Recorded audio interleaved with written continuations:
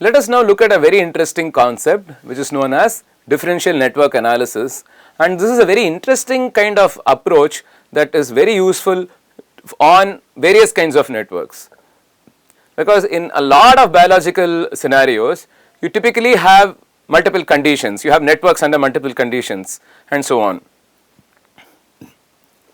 For instance, you may have transcriptional information or RNA-seq data corresponding to two different conditions of the same system, or the network of humans with two different kinds of diseases, or a metabolic network in one condition and another condition, metabolic network corresponding to prostate cancer and a metabolic network corresponding to breast cancer. You could have various kinds of networks where you often have to compare between two networks in different scenarios.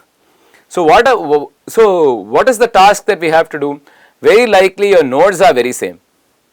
Right? Obviously there may be some nodes that are missing and added, but you are going to have a core set of nodes that are same. But what is going to change a lot are the edges between these nodes. So how do you systematically study the delta between these two networks? What is the difference between network 1 and network 2? What are the conserved nodes, conserved edges? What are the different edges and different nodes? Well, these are very interesting things to look at, and there is a very systematic way to do it known as differential network analysis. As I mentioned, a routine task in systems biology or in all of biology is the comparative analysis of different cells or cell states, and you can also try to identify what are the differentially expressed genes in condition 1 with respect to condition 2. Right. So, the same network, some genes are expressed highly in one condition, other genes are highly expressed in another condition. And we know that even if you did a simple differential expression analysis, you will only identify lists of genes. You know that, hey, these genes are highly upregulated here, these genes are highly upregulated here. But it does not tell you about their connectivity, because these never act independently. They are all highly interconnected, highly embedded in a complex network. So in such scenarios, how do you then look at what is the network level change that is happening? Because we've always been talking in this course, and the broad notion of systems biology, in that it's not a single gene, it's not a single edge, it's not a single thing underlying any complex disease or any scenario.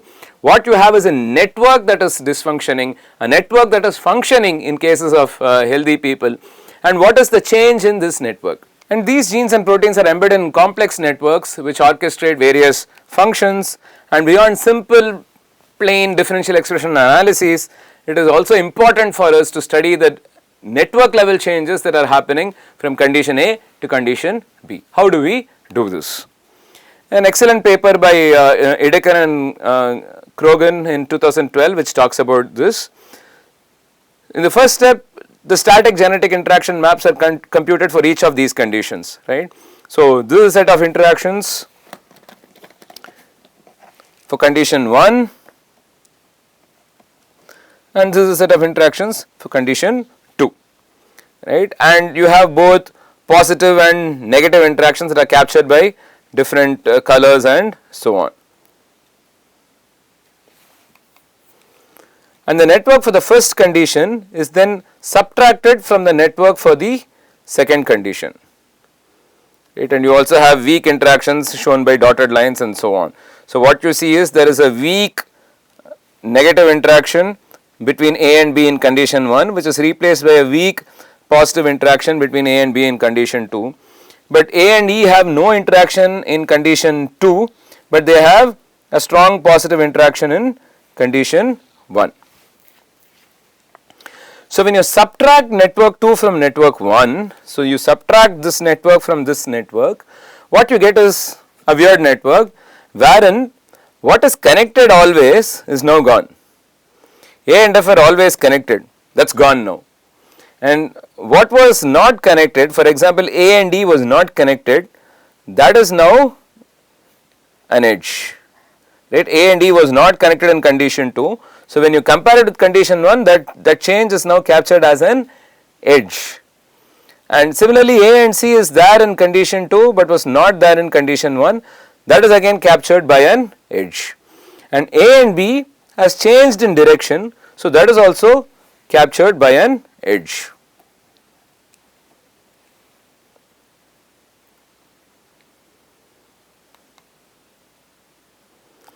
And what is the commonality between these two networks? So you see that this edges, these two edges are common in both, which is captured here, and these are what are known as housekeeping interactions, meaning this is like background. No matter whether a cell is in a healthy condition or in a disease condition, in starvation, whatever be the condition, these interactions seem to persist.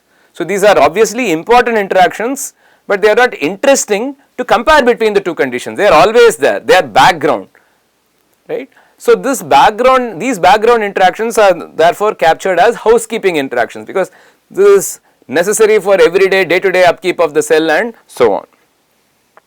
Okay, so this is a housekeeping interaction map. So what did we do? We did 2 minus 1, which gives you the differential network, and 2 intersection 1, which gives you this so called housekeeping network.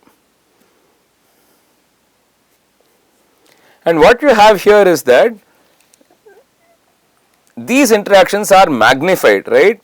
So for example, dotted edges, these are weak but dynamic, right, in the sense they were in the opposite direction in condition 1 and which flipped in condition 2. So this now becomes a strong edge because you have a large delta in what is the difference between the two scenarios. What is the edge weight in scenario 1 and what is the edge weight in scenario 2. Let us say that was like a minus half, right, and here you have a plus half, but the total difference becomes a plus 1, which makes it a strong edge like the other edges in the map.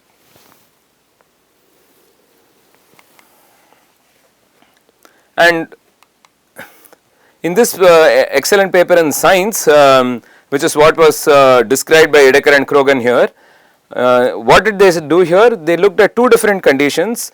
So one, cells in an untreated condition, you see them on the left, and cells in a DNA damage condition, and they performed a differential network analysis.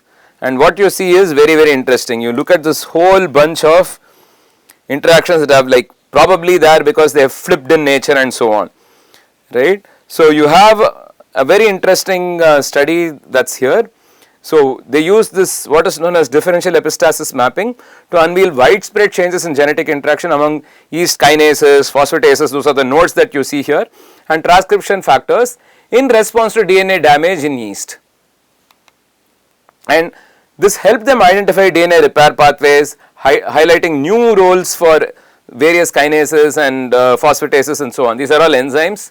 So you have covered some basic biology in the early classes, but just map them in your head as enzymes or different proteins that are responsible for key functions within the cell.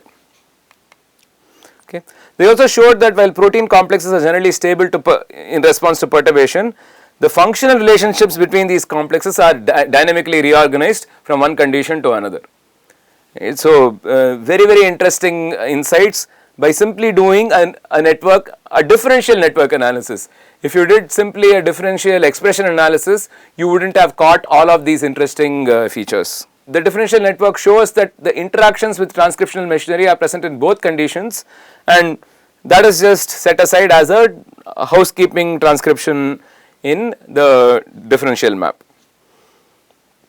And the interactions with several kinases and DNA damage response genes are accentuated because there is a flip, right, from low it becomes high, or it changes in direction in nature. So it is highly emphasized in the differential map.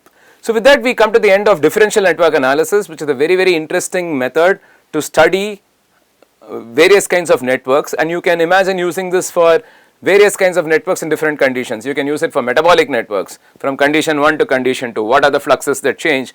So you can, we have already discussed how the various ways in which you can map a metabolic network, right. You can have a substrate graph or a reaction graph or even a bipartite graph. So you can now think of looking at these two graphs and look at what reactions are active in one condition and active in the other condition, and then do a differential analysis, eliminate the housekeeping metabolism, and look at the key differences between these two scenarios. You can also imagine doing this for a microbiome or a microbial association network in different environments and so on. You have organisms as nodes and edges capture their correlations, but you see that from condition 1 to condition 2, There are lots of conserved interactions which are basically like housekeeping. They are probably very important and supporting the survival of the community, but what changes is what is causing, say, a dysbiosis. For example, if you are looking at the microbiome of people with a particular kind of disease, like could be inflammatory bowel disease or something like that, versus the microbes present in the microbiome of somebody who is healthy.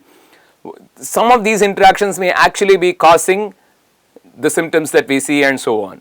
So these are ways to dig deeper by doing simple kinds of network analysis to understand what might be the key causative agents, key interactions that stabilize or destabilize a microbiome or a metabolic network or whatever network it is that we have chosen to capture some biological phenomena. So with that we come to the end of differential network analysis. I will see you again with a different set of applications of network biology.